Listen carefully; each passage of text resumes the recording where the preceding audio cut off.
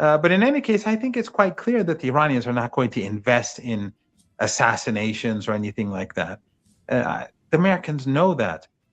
The Iranians, of course, believe that Trump should be put on trial, and so should all those people who pressed the button to kill all those children in Minab and those teenage girls playing volleyball, the countries in the Persian Gulf, the Israeli regime, and probably Jordan, I don't know, but Iran will take out all of their critical infrastructure too, and that would bring about societal collapse on the Arabian Peninsula. They have no water, they have no...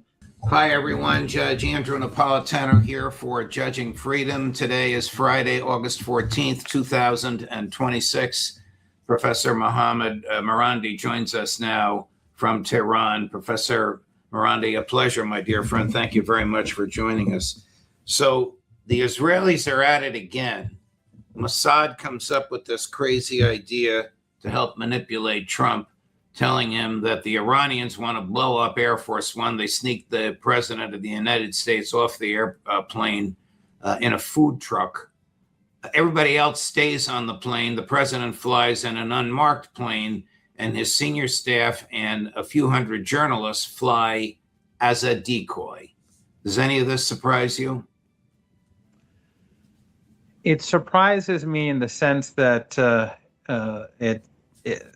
extent of Israeli influence over the United States is extraordinary. It's as if the United States does not have its own intelligence agencies. It's as if the United States does not have anyone to assess the situation in the region, depending on the Israeli regime for this sort of information. And then not having, I mean, first of all, if Turkey is so dangerous, then why did he fly there in the first place? Why did they allow him to travel there? And of course it isn't. I've been to Turkey many times. Very safe place. The government's in charge. There's no doubt that such a plot would not be possible, especially at a time when NATO leaders are there. Trump is there. You would have an amount of security in Turkey that would be probably unprecedented. Chris, do you in any case, just let me interrupt here for a minute. Do you have the full screen about CIA low confidence? I think that's a quote from the Washington Post. The CIA told the Secret Service they had low confidence in what Mossad told the CIA. Stated differently, they didn't believe it. Exactly. So why would he prioritize, or why would the White House prioritize the Israeli regime after all it's done to the United States, after this war, after the Iraq war, after all the misery that they've imposed upon the American people with their endless wars? Why would they still go and choose to obey the Israelis rather than their own intelligence agency? And then the way in which they separated him from the journalists and others, it's cowardly. And it's not just, and regardless of Trump being a coward, but all those people who pushed him to do it, it's as if they want to destroy his reputation. All the memes that we've been seeing over the last 24, 48 hours are humiliating for him. So the people around him, do they really want him to, do they want to destroy his reputation? Because it looks like that from here. But in any case, I think it's quite clear that the Iranians are not going to invest in assassinations or anything like that. The Americans know that. The Iranians, of course, believe that Trump should be put on trial, and so should all those people who pressed the button to kill all those children in Minab and those teenage girls playing volleyball in another city, and in the hospitals and schools and the apartment blocks and the factories and the pharmaceutical factories that were bombed. These people should all be put on trial, and they should face capital punishment. But Iran is not going to send anyone to Turkey. Does Iran have unlike the United States, well, actually, the United States does have a policy against assassination. Trump obviously violated. The Israelis have no policy against assassination. It's an ordinary governmental tool for them. What is the policy of the Iranian government on assassinating a foreign head of state? I don't think anyone has even discussed it until now. I don't think it's ever been discussed in the corridors of power.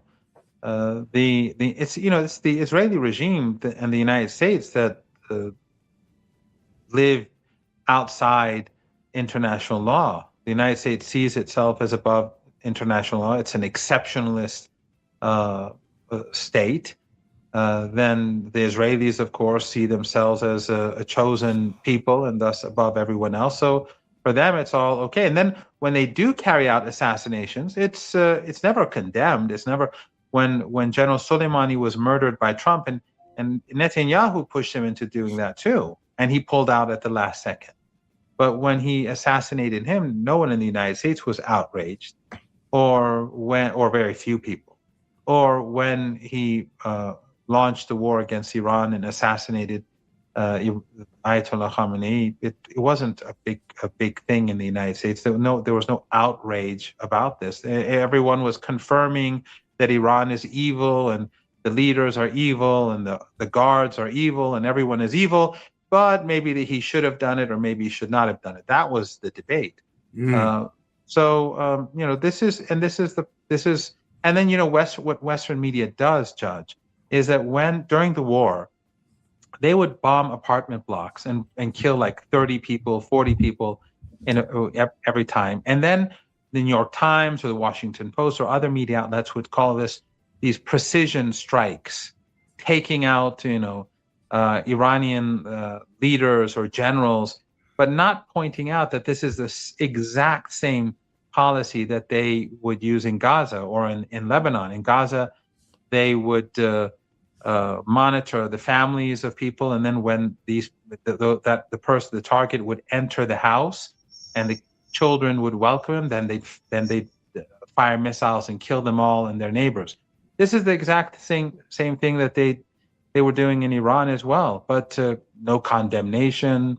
Sometimes I was on a debate last night on Al Mayadeen television, an Arabic news channel, and an American was outraged that Iran is violating international law and it's trying to control the Strait of Hormuz and it wants to take fees. And I was just, the whole time I was saying, you do know that the United States has waged a war against the country. It's killed the leader. It's killed thousands of people. And you're talking about, you're outraged because he was an American academic. You're outraged because Iran is, from your perspective, violating international law while the country is under siege. It's, this is just how the mentality of these elites work. Wow. What is the, I have to ask you this every time. Here we are in the middle of August. What is the status of the Strait of Hormuz as we speak, Mohammad? Not much is going through, and especially during the last 2-3 days, I think it's even been more so. What Trump is saying and what his officials in the U.S. government have been saying are nonsense, and the evidence is is that I've been told. First of all, the United States is at least on the ground preparing for an attack on Iran. The U.S. has moved its assets into position and has brought in more equipment and planes to carry out a large offensive. And the United States has threatened Iran with an attack through third countries. So if the Strait of Hormuz is open and everything is as the United States wants, then why is the United States threatening Iran with war? Now, the Iranians believe that if the United States carries out an attack, it could be a war on the nation, meaning to target infrastructure and in order to bring about societal collapse. And that is what Trump has been threatening all along. And of course, to know condemnation from European parliaments or European MPs or diplomats or governments or Canadian protests or Australian or New Zealand, no one seems to be at all upset about this. But if he does move towards an assault to bring about societal collapse, Iran has said that it will go and destroy everything, especially in particular in those countries that have assisted the United States, meaning the countries in the Persian Gulf, the Israeli regime, and probably Jordan, I don't know, but Iran will take out all of their critical infrastructure too, and that would bring about societal collapse on the Arabian Peninsula. They have no water. Everyone will have to leave, probably towards Europe or wherever, and then we will have a global economic meltdown, because when there's no more society, there's no more oil and gas, and that means that no one can manipulate the markets anymore. It'll just be catastrophic. He's certainly been manipulating the markets. Here's one of his manipulations. This is from 4 days ago, but you'll get a kick out of this even if you've already heard it. Chris, number 3. Going back to the subject of Iran, sir, can you give us any estimate of when you think the Strait of Hormuz will be part of it's open now. We're taking a lot of shit. It's open now. Look, the only one that has control of the Strait of Hormuz right now is the United States Navy. We have a blockade that's been infallible. It's a steel wall. And we let people in that we want to let in, and those people come in, and they've been coming in and they're going out. So it's actually open now. We do not let them go into Iran. They're not admitted into the strait to go to Iran. But it's open for others. We control the strait 100%. Is there any truth in that? Well, they are blockading the Iranian ports and the Strait of Hormuz too, but that's from hundreds of kilometers away, and the Iranian ships do get through, and so do ships that Iran allows to pass through the strait. Iran hasn't completely shut down the strait, but no, he has no control over the Strait of Hormuz. If he did, then he wouldn't have to say it every day. I mean, when someone every day says everything is fine, that obviously something is not fine at all.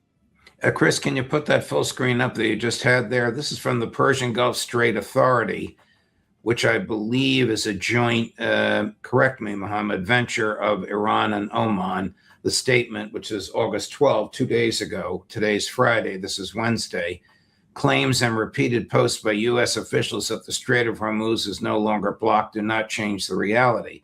The Strait of Hormuz remains blocked and will not be reopened until Iran's conditions are accepted. Now, Mohammed, those conditions theoretically, well, not theoretically, legally, sat in the Palace of Versailles when he signed the Memorandum of Understanding. Those are the conditions in the Memorandum of Understanding. Am I right?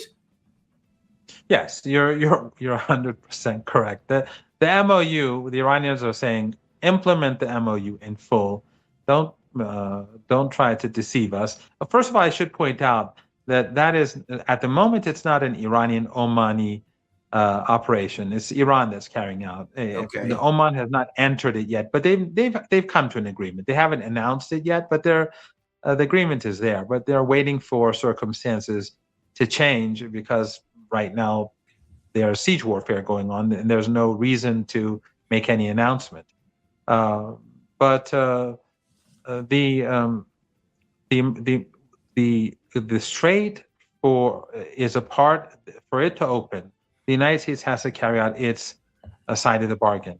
And the Supreme National Security Council, and the new chair of the Supreme National Security Council, has stated basically that the MOU must be implemented, and they've given some extra explanations about what they mean. So in Article 1 of the MOU, the Iranians said the war in Lebanon must come to an end, and the Zionist occupation must be ended. And then they said the rest of the fronts must also, the situation must be normalized. Now Iran has named those fronts. It said Palestine, Yemen, and Iraq. So basically what the Iranians are saying is that we are going to have this MOU implemented in full, in the way in which we interpret it, or there's never going to be any normalization in the Strait of Hormuz. Isn't there a trigger in the MOU for 60 days? Because the 60th day, I believe, is in the next day or so. It may even be this weekend.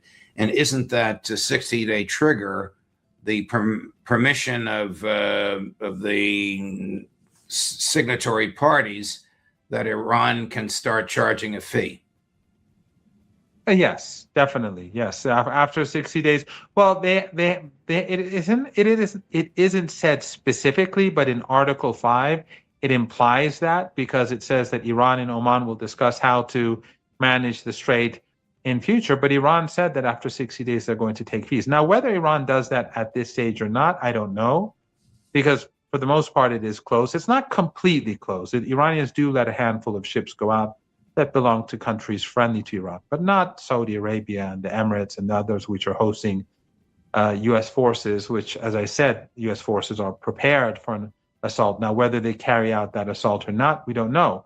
But in any case, Iran is not going to be looking upon favorably at their trade and business. But yes, hypothetically speaking, the Iranians could start receiving fees in the coming days. So talk to me about the new military advisors, either appointed by the new Ayatollah or the Council of Experts or some security council. I'm not sure who does the appointing, but the Western press is reporting, and tell me if this is correct or not, that the new folks are more serious military and more ideologically devoted to the sovereignty of Iran than their predecessors. I don't think any of the commanders are different from previous commanders, and most of these people were in power. Their names were just not declared. The fact that their names were declared shows that Iran is much more confident now about protecting its leaders than before.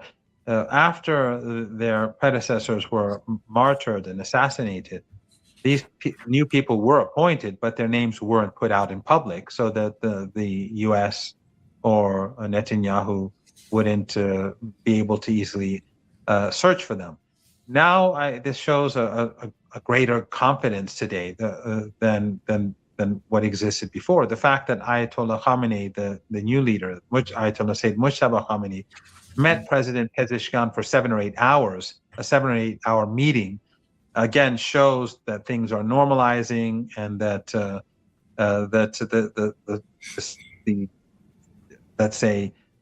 dangers that existed in the previous months are no longer as great today as they were before. But what has changed is the chair of the Supreme National Security Council. And he, I think, is going to be significantly more assertive than the previous chair. Is that General Rezaei?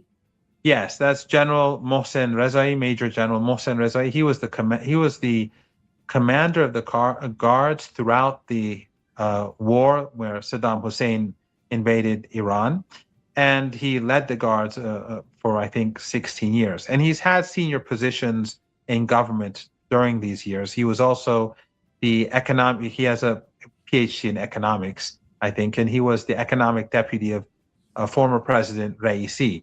So, but also, not only is he more assertive as his speeches and his interviews and his written statements clearly show than the previous chair, but he's also a much more powerful figure.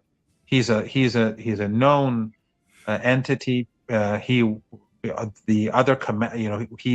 was basically during the war maybe the third or fourth most important person in the country because he was leading the war effort alongside the regular army. So he has a lot of authority. His words carry more weight than the previous chair. And as I said, he's more assertive. So I think that sends a very strong message to the Americans, to Netanyahu, and to those countries in the region that are assisting the United States. Here's Foreign Minister Arachi earlier this week. Chris, cut number 7. And, well, our brave armed forces, who truly sacrificed everything they had, managed to render the world's largest and most formidable army completely helpless and ultimately defeated it. And please understand, this is not just some empty slogan at all. It is a profound reality that the entire world is now openly admitting to and acknowledging with great respect. That in the recent war, it was the Islamic Republic of Iran that proved itself to the world. And it clearly showed us that it is truly a remarkably tough, resilient, and completely invincible power. I have heard this many times from foreign ministers of other countries, from officials of other countries, that you Iranians have created a wonder, the exact same phrase. You have astonished the whole world. I think that view is accepted universally everywhere except in the White House and in Tel Aviv. Who knows? They may even accept it there, but they can't admit it. I think that the White House knew in Turkey there was no threat against Trump, but they allowed him to be humiliated. I just can't see it being any other way. And I think they definitely knew. I don't think they're that naive. But again, the influence of the Zionist lobby, the Israeli regime, is still very enormous. And I think that the Zionists in general are becoming increasingly irrational and foolish. And they are their own worst enemies because they are pushing the United States and the Israeli regime in a direction which is not only creating revulsion across the world, but we're seeing it happen in the United States itself. So there's no doubt that across the world, people were utterly stunned that Iran defeated the combined forces of the United States, the Israeli regime, and the countries in the region, which assisted in this war, not only by providing military bases, but countries in the Persian Gulf region, like Saudi Arabia, like the Emirates, like Qatar, and probably Kuwait. But these three I know for sure, that and probably the others too. They funded the war. The United States doesn't rent these bases, and it doesn't even pay for its expenses in these bases. The host countries pay for the expenses, and during war, the expenses went through the roof. I know for a fact that Qatar was having problems funding the U.S. War effort and its activities in Qatar during the 40-day war. So, this was, my friends and colleagues and across the world who've been in communication with me, they all, even friends of Iran, they all thought Iran was going to fall. And then after a couple of weeks, they were just hoping Iran would survive. But now across the world, some people have this expectation that the Iranians will take over, bring down the empire by itself. But in any case, yes, I think that Iran's status has changed enormously. And people, Judge, are seeing through the propaganda. I have so many people contacting me from the United States, people I've never met before. And their views on Iran are, they see right through the propaganda. And I'm very impressed, and it's of course because of alternative media, but also I think your own show, other books that I've been introducing to people, like Going to Tehran and Alistair Crook's book, but also I think the sheer foolishness and criminal behavior of the Israeli regime and their lobby in the United States. This has contributed a great deal to undermine all the narratives that they've been building for the last 48 years. Our mutual friend, Ray McGovern, who has retired from the show, but from whom we happily hear from time to time, still warns of a false flag, meaning the Israelis would attack an American person or facility and make it look as if it were the Iranians. Do you know if we've come close to that?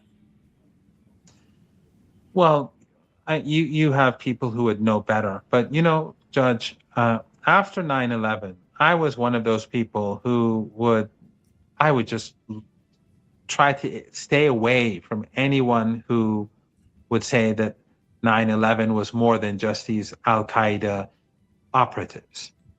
And for years, and I think I probably didn't treat some people properly because of that. But then I watched Tucker Carlson's documentary, and I think it's clear that there were Israelis involved in this. And so why I think it could happen again. Although I'm not sure it would have the impact anymore, because people's views have shifted so much that if there is a false flag operation, I think a lot of people, the first thing that they would say is that this is a false flag operation. So I'm not sure if it would have the sort of impact, anywhere near this impact on that what we saw on 9/11. Wow. So the day after she flew in the decoy Air Force One, the Carolyn Leavitt, the press secretary, quit.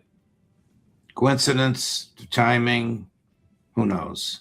Well, Judge, if you were the president of the United States and they told you that there is possibly there's going to be an assassination plot against you, and we're going to take you off this plane, and then we're going to take you somewhere else, and then this plane with all these people are going to take off without you, would you accept that?